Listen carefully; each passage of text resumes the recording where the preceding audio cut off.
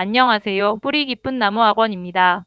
용인 외대부고 1학기 수학시험은 기본 문제를 맞히는 것만으로는 상위권을 확보하기 어려운 시험이었습니다. 중간고사에서는 항등식과 복소수를 중심으로 식을 깊게 변형하는 힘이 필요했고, 기말고사에서는 경우의 수와 조합, 행렬에서 조건을 빠짐없이 나누는 힘이 더 중요했습니다.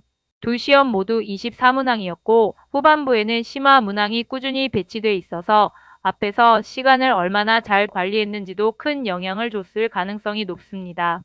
화면을 보면서 두 시험의 차이를 정리해 보겠습니다. 중간고사와 기말고사는 각각 24문항씩 출제됐습니다. 전체적으로 기본 문제도 있었지만 실력과 심화 문항의 비중이 높아서 시험 내내 긴장을 놓기 어려운 구성이었습니다. 중간고사는 다항식부터 2차 함수까지 대수 영역을 중심으로 식을 변형하고 관계를 찾아가는 문제가 많았습니다. 기말고사는 경우의 수와 순열 조합의 비중이 크게 늘었고 새롭게 포함된 행렬까지 더해지면서 문제를 해결하는 방식 자체가 달라졌습니다. 그래서 1학기 전체를 보면 단순 계산 속도보다 낯선 조건을 보고 어떤 구조로 접근할지 스스로 판단하는 능력이 더 중요했던 시험입니다. 중간고사에서는 항등식이 6문항, 복소수가 5문항으로 비중이 높았습니다. 기본 문항이 8개 있어서 초반에 점수를 확보할 수 있는 문제도 있었지만 심화 문항도 7개나 포함됐습니다. 특히 뒤쪽에서는 복소수의 성질과 규칙을 찾아내거나 항등식과 나머지 정리의 관계를 이용해 식을 새롭게 구성해야 하는 문제가 이어졌습니다. 이런 문제는 공식 하나를 떠올린다고 바로 풀리지 않습니다. 주어진 조건에서 어떤 관계를 먼저 만들어야 하는지 찾고 긴 식을 끝까지 안정적으로 정리해야 했습니다.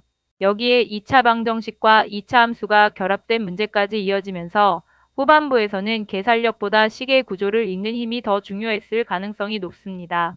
기말고사는 경우의 수와 순열이 6문항, 조합이 5문항으로 두 영역에서만 11문항이 출제됐습니다. 시험의 거의 절반이 경우를 나누고 세는 단원에 집중된 셈입니다. 중간고사와 가장 크게 달라진 부분도 여기입니다.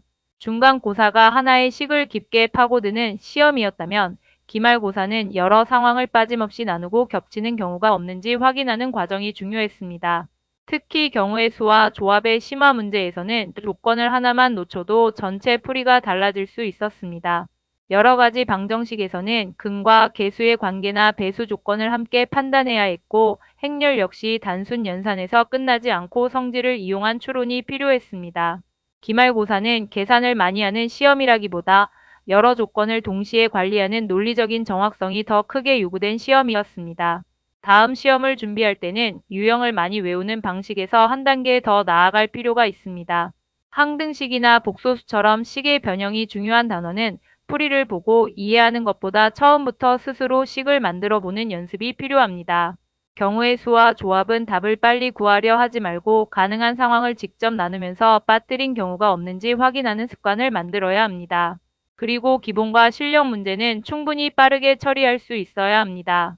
용인 외대부고처럼 후반부 심화 문항의 비중이 꾸준히 높은 시험에서는 앞쪽에서 시간이 계속 소모되면 어려운 문제를 제대로 고민할 수 없습니다. 학교 기출과 부교재에 익숙한 유형은 속도와 정확도를 높이고 심화 문제는 시간을 들여 스스로 끝까지 파고드는 연습을 병행하는 것이 좋습니다.